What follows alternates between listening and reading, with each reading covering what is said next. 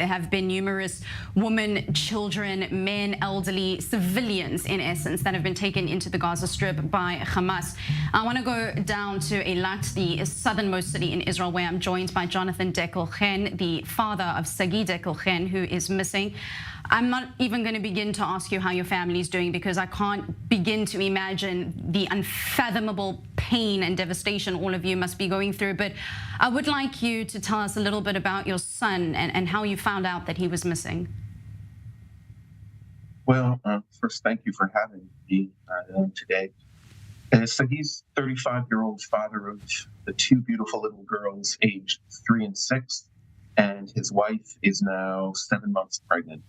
He was brought up on the kibbutz with the rest of my children, kibbutz Nir Oz, and our kibbutz, like so many others of the border communities, was attacked on October 7th, early in the morning. Sagui was one of the first people to spot the infiltration and alerted our civilian security team and the rest of the community to go into the bomb shelters. We have attached bomb shelters, all the communities around Gaza. And then he and the other young men on the security team began to observe and engage the terrorists. What Sagui didn't know at the time, and it took a little while to ascertain, was that the 10 or so terrorists that he first saw were actually part of a group of at least 170 heavily armed, well-trained terrorists that came to rampage through our kibbutz alone. Over the course of the next 2 hours, the handful of guys lightly armed on the kibbutz, as I said, observed and engaged in expectation that the Israeli army would show up within minutes and handle this problem. It took 9 hours for the army to arrive at our kibbutz.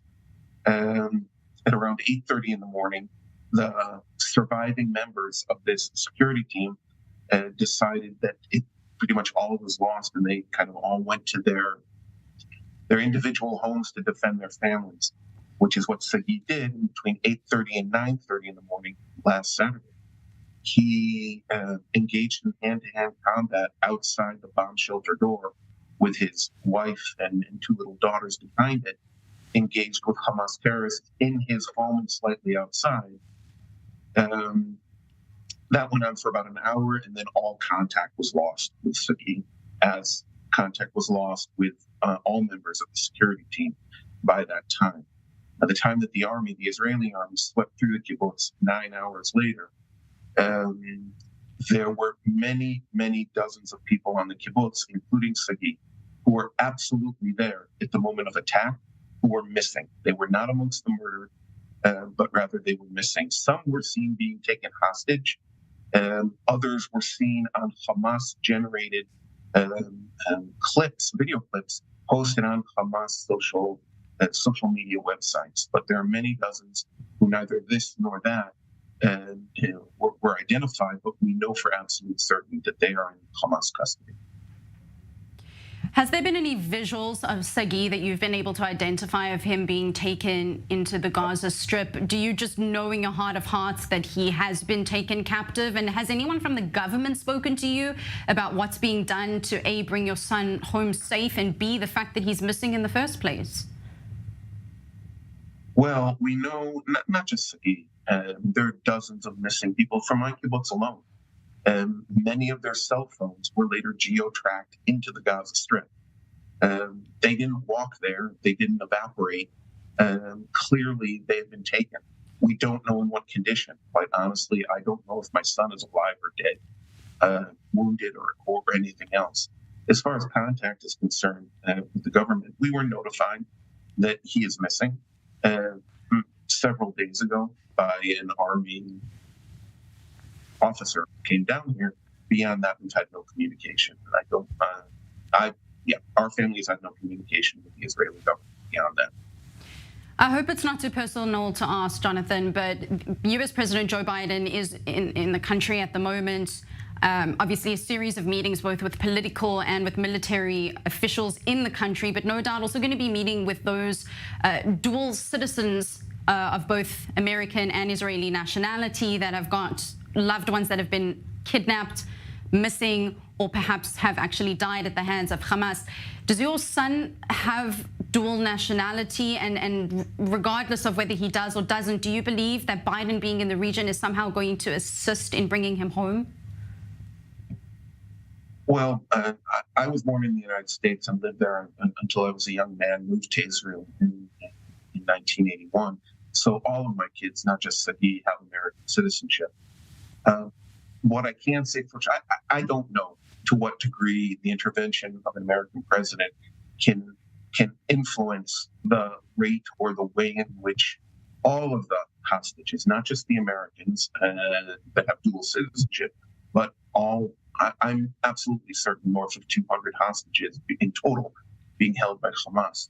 I can say, however, that unlike my own government here in Israel, the United States government, through the State Department, through the embassy, and even through conversations, video conversations with President Biden, I have absolutely no doubt that the president himself and the administration are entirely committed to the welfare of these hostages, both the dual citizens and those of other nationalities, including the Americans, including the Israelis.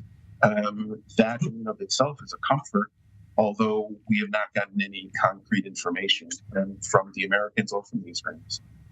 Joanthan, I wish more than anything I could tell you that I-24 News, myself included, are able to get a message out to your son. But unfortunately, I don't have that power. We don't know where he is, if he's being held in the Gaza Strip.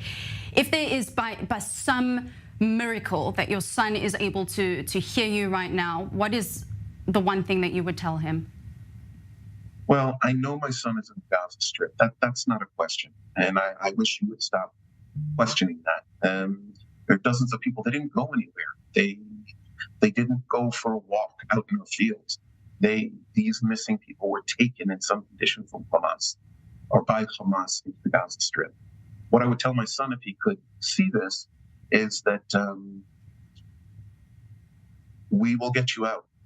We will get you out. We're going to turn heaven and earth over twice, and we will find a way to get you and all of the other hostages, the dozens from our kibbutz alone, and all of them, we will get you home.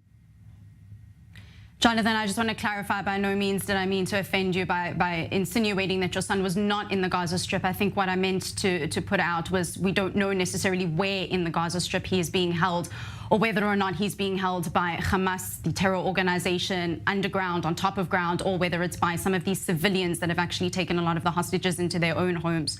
I also want to thank you very much for taking the time to come onto I-24 News and to speak to us about a topic that is just gut-wrenching, to say the very least. Well, I thank you for your concern. Thank you very much.